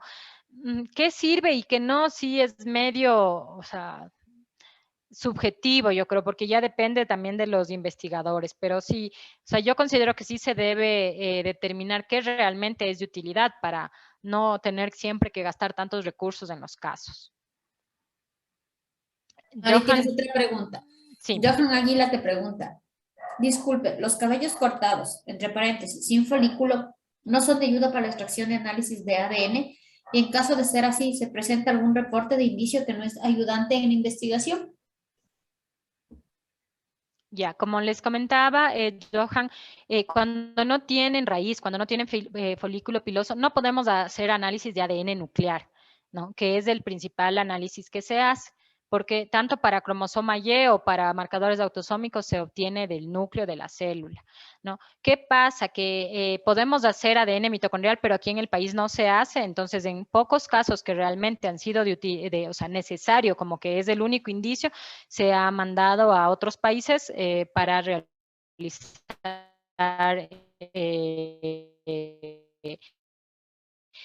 la obtención. Tricología le podemos hacer, pero bueno. Eso, a eso me iba a ver. Okay, explícales tú ahí, Berito. Cuando un cabello no puede ser periciado para el análisis de ADN, sí podemos hacer un estudio tricológico forense.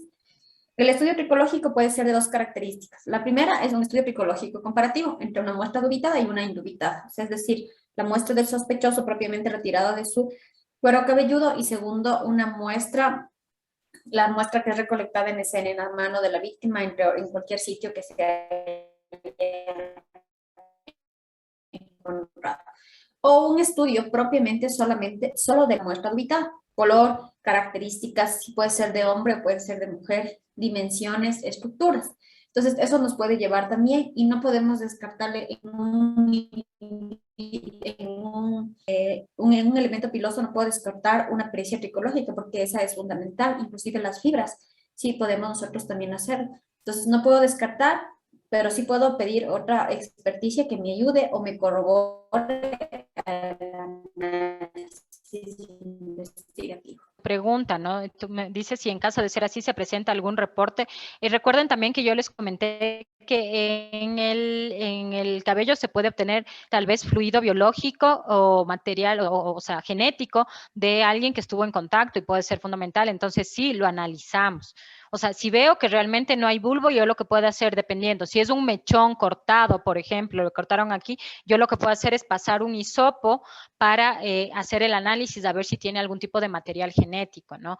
Ahora, si son pocos cabellos, igual yo lo analizo para determinar que algo se obtuvo. Lo que se hace en el informe es indicar que, por ejemplo, de tal cabello se obtuvo, a pesar de no tener raíz, se obtuvo perfil genético, lo que quiere decir que estuvo en contacto con algún fluido o algún material o el ADN de contacto, digamos que alguien le topó. Entonces, eso es importante mencionarlo, ¿no? Nosotros analizamos normalmente todo lo que, o sea, lo que sabemos que va a dar valor a la investigación. Y vuelvo y repito, si nos topamos con pelos que no tienen bulbo raquídeo, pues se puede analizar para determinar si tiene algún fluido biológico. Muchas veces nos hemos topado con mechones de cabello llenos de sangre, entonces son de utilidad, ¿no? Entonces sí, se debe analizar. ¿En qué caso no se encuentren, a ver, en caso de que no se encuentren presentes las piezas molares o se encuentren en un estado en el que no puedan ser útiles para la investigación, se podrían ocupar otras piezas dentales y cuáles serían? No es lo recomendable. En ese caso, lo recomendable es una osamenta, un hueso largo, perdón, porque muchas veces o sea, como les digo, nosotros tenemos que pulir bastante al diente. Entonces, un diente que no sea un molar es mucho más, tiene un volumen mucho menor, digamos, y al pulirlo, pues no nos va a quedar mucho material. Entonces, nosotros sí necesitamos tener una buena cantidad de material de hueso o de muela para poder obtener el ADN, porque obtener ADN de hueso es complejo. Muchas veces en el primer análisis no lo obtienes, entonces hacemos 2, 3 veces hasta lograr obtener un perfil genético. Está preguntando también Javi Ruiz, dice, una pregunta, Doug, en el caso de descalcificación ósea, ¿es parecido o similar ejecutado por el área de anatomía patológica? Híjole, ahí sí me tomaste la lección, Javier, porque no sé cuál es el método que utiliza el área de anatomía patológica para hacer la descalcificación ósea. Entendería que, o sea, sí, pero bueno, no, mejor no me meto en eso porque puede ser que utilicen reactivos que te inhiban la PCR para anatomía patológica. ¿Para qué descalcifican un material óseo, por ejemplo, para anatomía patológica? No sé si alguien me puede aclarar ahí un poquito porque no tengo idea realmente para qué lo Javi hagan. Ruiz, ¿para qué Con le qué lo hagan. utilizan en anatomía? Sí, buenas noches. Excelente exposición, está muy interesante. Tengo entendido que para anatomía patológica descalcifican el hueso para obtener las células, osteoblastos y osteoclastos en determinación de cáncer o tumor óseo.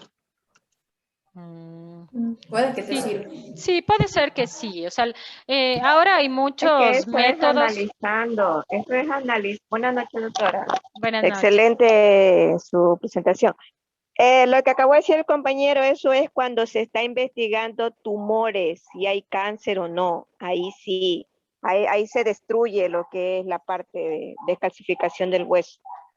Ahí sí, pero si es en líquido que hacen muchas veces, qué sé yo, una biopsia, ahí ya se ve otra cosa. Pero lo que está diciendo él es para ver tumores. Ejemplo, en los tumores de peroné. Ahí. Ya.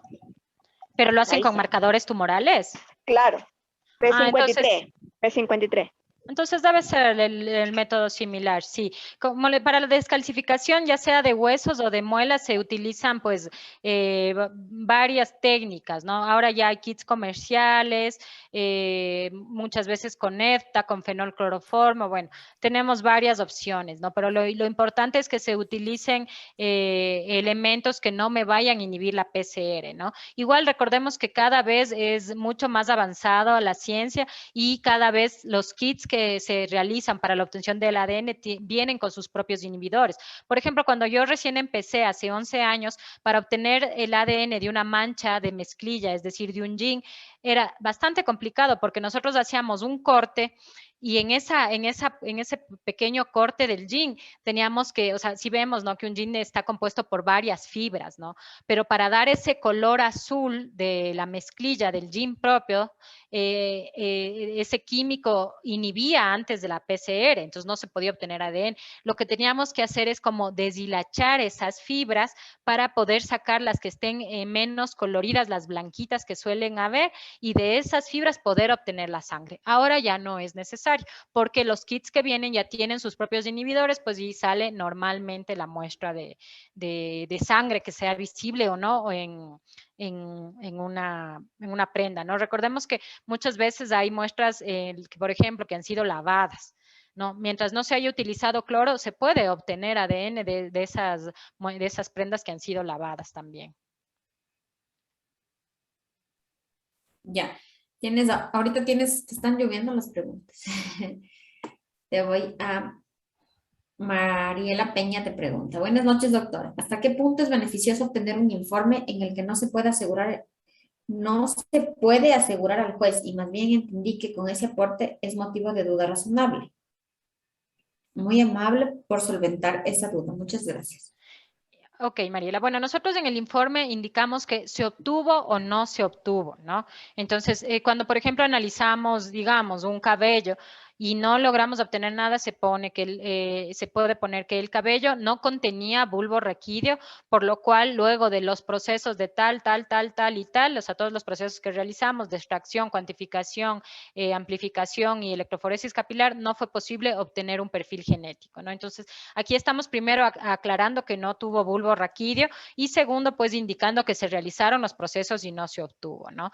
Igual puede haber en hisopados vaginales, ¿no? Después del proceso de extracción, cuantificación, amplificación, bla, bla, bla, bla, bla, bla, bla, bla, al haber analizado el indicio numerado tal que correspondía al hisopado vaginal de Pepita de los Palotes, no se obtuvo el perfil genético, no se obtuvo ningún perfil genético o se obtuvo únicamente el perfil genético de ella, ¿no? No se obtuvo de un agresor. Entonces, es muy buena tu pregunta y esto ya depende mucho de la persona que está solicitando el análisis, ¿no? En este caso, normalmente ya con los fiscales se trabaja mucho tiempo y ellos saben cómo deben interpretar los resultados, ¿no? Entonces, como yo les digo siempre, jamás un análisis de ADN debe ser algo que les complique. Al contrario, lo único que les está indicando en el caso de que no se obtenga algo es que no se obtuvo, que puede ser por varios casos, ¿no? Porque la muestra no fue tomada adecuadamente, eso hay que entenderlo también, porque tenía algún tipo de inhibidor, tomaron, no sé, encontraron una prenda de ropa que estuvo en el patio a la intemperie con mucha luz solar, en lo cual así se vea la muestra, pues puede estar inhibido el ADN porque estuvo expuesto a la luz solar, ¿no? Entonces ya esto depende muchísimo de cómo lo puede interpretar el fiscal, cómo lo puede interpretar el juez. Entiendo que hay fiscales que si la muestra no les es, el informe no les es de utilidad, pues simplemente ellos no lo incorporan a las pruebas, ya se tiene que ver mucho cómo ellos manejen, ¿no? Pero, o sea, nosotros estamos en la obligación de dar la respuesta técnico-científica que obtuvimos, sea cual fuere esta, ¿no? Dice Johan, me quedé con la duda de la inhibición de la PCR. ¿Qué sustancias químicas son las que producen esta inhibición? Son muchísimas, Johan. El alcohol, por ejemplo, si tú botas alcohol en una prenda, pues se te va a inhibir la PCR, el cloro también. Entonces, por eso manchas... el formol también, entonces sí, son muchas sustancias, ¿no? Las que pueden inhibir, no solo sustancias químicas, sino también la descomposición del material. Por ejemplo, si encuentras un cadáver, quieres tomar una muestra de cavidad vaginal de un cadáver que ha estado 12, 15 días a la intemperie, o sea, va a ser mucho más difícil que tal vez obtengas el perfil del agresor porque justamente ya empieza a descomponerse el cuerpo y eso va a proliferar bacterias y no va a permitir que la PCR se realice.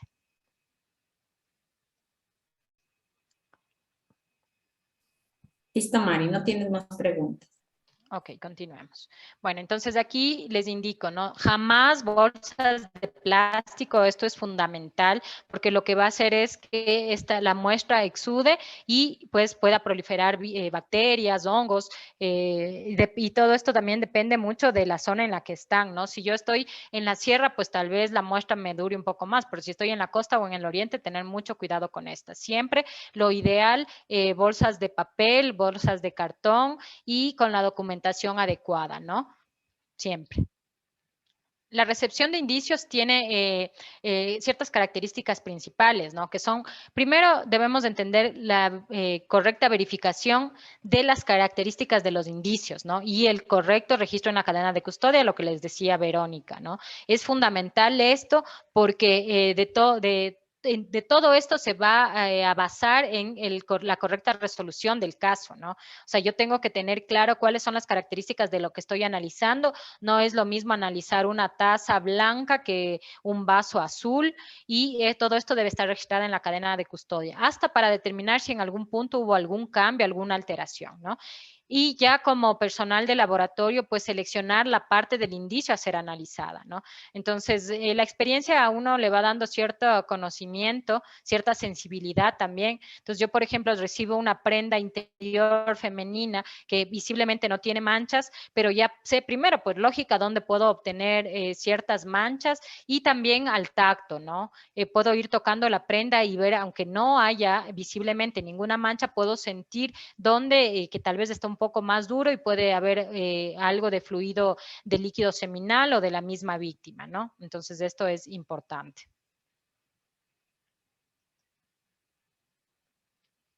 Bueno, la toma de muestras indubitadas para análisis de ADN que se da en casos criminales o de vínculo biológico, ¿no?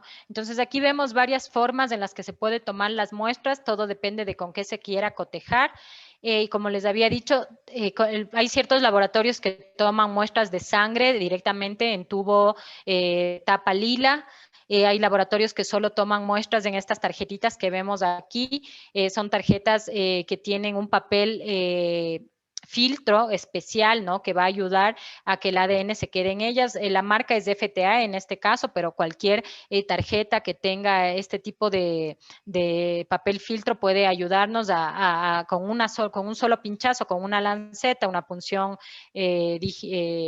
capilar, perdón, una punción, sí, digital, pueda ponerse ahí la muestra de sangre, o como vemos en la foto inferior también, si es un bebé muy pequeñito, pues una punción en el talón, ¿no? Como las pruebas que se hacen para tamiz neonatal. Entonces, hay laboratorios que toman hisopados bucales, hay laboratorios que toman muestras de saliva, diría, o sea, que piden que escupa la persona. Bueno, como les digo, hay un sinnúmero de formas de tomar las muestras de vínculo biológico. Cualquiera de ellos es válida. Cualquiera de ellos es válida, eso tengámoslo muy en cuenta, porque todas las células de nuestro organismo tienen el mismo ADN, ¿no? Entonces, aquí no hay inconveniente. La muestra idónea por excelencia sí es la sangre, ¿no? ¿Por qué? Por la facilidad de toma, por la garantía de cantidad, o sea, es una muestra tan visible que yo en una gota sé que estoy tomando muchísima muestra, que tengo mucho material genético, por su fácil procesamiento, por su adecuado almacenaje también, y por la garantía de calidad, porque sé que voy a tener una buena muestra. El adecuado almacenaje se da sobre todo cuando empezamos a almacenar en esto que vemos aquí, que son las tarjetas de FTA, ¿no? Estas tarjetitas, se pone ahí la muestra de sangre, se la rotula y se puede guardar en el mismo expediente. Entonces, claro, es de mucho más fácil almacenaje que en tubos u otro tipo de muestras, ¿no? Entonces, sí, realmente la muestra idónea por excelencia es la sangre. Yo tuve justo un caso de una paternidad hace unas 2 semanas en las cuales, bueno, se tomó la muestra al presunto padre y al niño, y la muestra del presunto padre estaba medio, o sea, se veía normal a la vista, digamos, a cuando yo tomé, sí, estaba normal, pero el momento de realizar la extracción se puso amarillo, muy amarillo el hisopo, y el líquido también donde se realizaba la extracción quedó amarillo. Entonces eso es extraño porque digamos que para hacer la extracción yo le pongo ciertos químicos y le lavo, ¿no? Entonces un hisopo rojo que tiene mucha sangre, yo le lavo y le centrifugo y a la final me queda totalmente blanco porque ya el material que yo necesito se fue, bajó y dejó rojo, digamos, el líquido que yo voy a analizar, ¿no? Pero en este caso fue extraño porque en todos mis años no me había pasado que se haya quedado así y dije, qué raro, creo que no va a salir y evidentemente no salió. Entonces le llamé a la persona que dio la muestra y me comentó que él acababa de llegar del odontólogo, ¿no? Que se había hecho una limpieza y al final enjuague bucal. Entonces lo más seguro es que ese enjuague bucal tenía alcohol y yo al hacer el raspado en su carrillo interno, pues me llevé todavía este alcohol y eso me inhibió la PCR, ¿no? Entonces incluso visiblemente me dio otro cambio de color. No siempre sucede eso, por eso es importante el antecedente que tengamos de saber dónde estuvo nuestro paciente antes y bueno, por eso siempre digo que la muestra idónea por excelencia es la sangre. Hay gente que tiene mucho temor a los pinchazos y no va a permitir que se le tome una muestra de sangre, entonces bueno, en esos casos se hará del carrillo interno la toma para evitar complicaciones. Te preguntan también, Mari, Uh-huh. ¿cuánto tiempo dura la tarjeta FTA? Puede durarte hasta 20 años, ¿no? El almacenaje en la tarjeta de FTA puede durarte hasta 20 años o en un hisopo, por ejemplo. O sea, realmente el ADN, las muestras biológicas, más bien dicho, bien conservadas, conservadas de la luz solar, de la humedad, conservadas secas, pueden lograr darnos un buen resultado luego de muchísimo tiempo. Listo, Mari. Entonces aquí vemos la toma de muestras de estas serían dubitadas porque tenemos duda de ellas para el almacenamiento de perfiles genéticos, por ejemplo, en casos de desaparecidos, ¿no? Entonces, esto fue un tema que se empezó a trabajar ya hace algunos años justamente con el tema de desaparecidos, en los cuales se obtiene el perfil genético de estas osamentas para tratar de introducirle. Se tiene una base, digamos, no sé si base de datos llamarla, ¿no? Porque realmente es un archivo de Excel donde se va colocando, o sea, nos demora mucho en obtener los resultados, pero bueno, o sea, es lo más próximo que se tiene a una base de datos en casos de desaparecidos, ¿no? Entonces ya hay varias osamentas que se han analizado en los laboratorios públicos en el país y pues se va colocando en la base de datos los resultados obtenidos, ¿no? Vemos aquí la imagen de la izquierda, digamos, esa es ADN antiguo que se le conoce, que son osamentas bastante viejas, incluso la coloración es distinta, pero pues ahora, como les digo, los kits vienen ya con tal sensibilidad que me permiten, si yo hago una correcta pulida, una correcta descalcificación de la osamenta, pues se me permite obtener adecuadamente el ADN, ¿no? Entonces, es importante también esto porque vemos que sí hay casos de desaparecidos muchísimos, ¿no? Y que todavía no se logra dar una clara resolución. Entonces, obtener realmente el cotejamiento de un perfil de un desaparecido con la persona que le está buscando es fundamental, ¿no? Siempre es triste porque, claro, cada pariente que busca a su desaparecido espera encontrarlo con vida, pero por lo menos ya se quita ese dolor de estarlo buscando sin saber qué será de él, ¿no?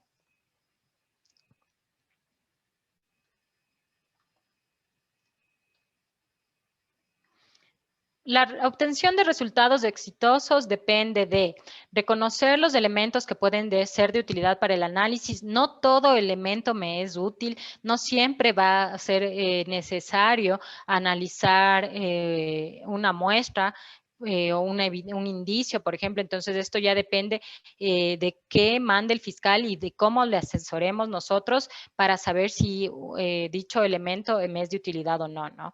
La recolección adecuada, por ende, también el almacenaje de indicios, ¿no? Recordemos de esto, una prueba, un indicio biológico levantado y conservado correctamente puede durarme muchísimos años. Yo les comentaba ayer de casos que sucedieron en los 80 de delito sexual en los cuales los médicos tomaban isopor hisopados ya. Se conservaron de tal manera que luego de 20 años que ya había el advenimiento del ADN, se empezó a analizar y se logró obtener perfiles genéticos, ¿no? Entonces, realmente esto es fundamental porque vamos a toparnos con muchos casos donde no vamos a tener al agresor, ¿no? Entonces, la típica violación de que yo caminaba, me cogieron por atrás, abusaron de mí, me dejaron botada, nunca había el agresor, no se tiene idea de quién es el agresor, pero se puede de manera correcta tomar la muestra para guardarle cuando ya se tenga con qué cotejar, ¿no? Esto es importante, ¿no? Y la técnica de muestreo óptimo, que permita recuperar el mayor número de células de la piel, ¿no? Esto es importante porque aquí hay un trabajo conjunto, por ejemplo, con Vero. Vero es perito en biología y muchas veces es ella la persona que se encarga de este muestreo inicial, ¿no? Ella recibe los indicios, toma la muestra óptima justamente para poder determinar la mayor cantidad de fluido que pueda obtener y finalmente pues lo traslada para el ADN. Entonces, si ella hace un trabajo adecuado, yo confío en su trabajo, pues, y son dos disciplinas que están relacionadas y que me van a poder dar un resultado adecuado. ¿Qué pasa? Que muchas veces en el desconocimiento de funcionario, ejemplo, ella, digamos, recibe una prenda, una camiseta que tiene manchas de sangre, ella corta, tal vez no tenga muchas manchas de sangre, no tenga unas pocas gotas, entonces ella corta esas manchas, analiza y determina que sí corresponde a sangre humana. Y luego muchas veces lo que solicitan es que se traslade la prenda para analizar ADN, cuando ¿qué es lo lógico? Que ella me dé ya las muestras que analiza para biología, porque, claro, esto para los que no saben mucho de este tema, las muestras que ella analiza, por ejemplo, para proteína P30 o para sangre humana o para espermatozoides, me sirven a mí para el ADN, ¿no? Porque los reactivos que se utilizan no me van a inhibir la PCR, entonces la misma muestra con la que ella determinó la presencia positiva de P30, la presencia positiva de sangre humana o con la misma muestra que ella pudo observar espermatozoides, yo voy a analizar y voy a obtener ADN de esa muestra, ¿no? Entonces, aquí vemos un ejemplo muy común para nosotros del trabajo conjunto que se da entre varias disciplinas, ¿no? Aquí, si bien es cierto, hay centros forenses, hay laboratorios de criminalísticas, pero falta que realmente tengan la dimensión de otros países, ¿no? Donde tienen varias áreas en el mismo lugar, entonces es un trabajo conjunto. Aquí, bueno, se trabaja con distintas provincias, con especialistas de otras provincias, pero al ser también un país pequeño, pues se puede lograr que el trabajo conjunto sea óptimo, ¿no? Sea fidedigno. Es importante tener en cuenta aquí cuál es el objeto del ¿no? Entonces, aquí es identificar qué quiere el solicitante. ¿Quién nos solicita hacer la pericia? Un fiscal, un juez, un abogado particular. Entonces, nosotros no podemos interpretar conforme nuestro criterio, por muy lógico que nos parezca, lo que vamos a analizar, ¿no? Entonces, es importante aquí también el hecho de trabajar en conjunto con quien solicita la pericia para saber si lo que vamos nosotros a realizar está en concordancia con lo que requiere saber, ¿no? Muchas veces no se tiene un agresor, pero se quiere saber si realmente la denuncia de la víctima es real y la sangre que se encontró le corresponde a ella. Entonces, se debe verificar eso, ¿no?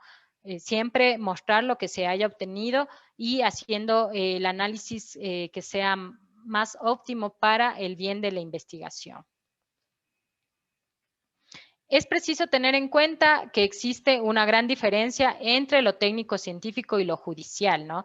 ¿Esto qué quiere decir? Que el informe, pues, debe ser entendido por profesionales del derecho, que tienen conocimientos muy distintos a los que poseemos los peritos en biología o en genética forense. Por lo tanto, nosotros debemos colocar conclusiones claras, conclusiones que no sean ambiguas ni confusas, ¿no? Cuidar los códigos de procedimiento y tener también conocimiento de la normativa en torno a la pericia. ¿Yo por qué les menciono esto? Porque, a ver, el momento de uno estar en una audiencia, no me van a impugnar el tema técnico, porque los abogados no saben el tema técnico, ¿no? Con todo respeto.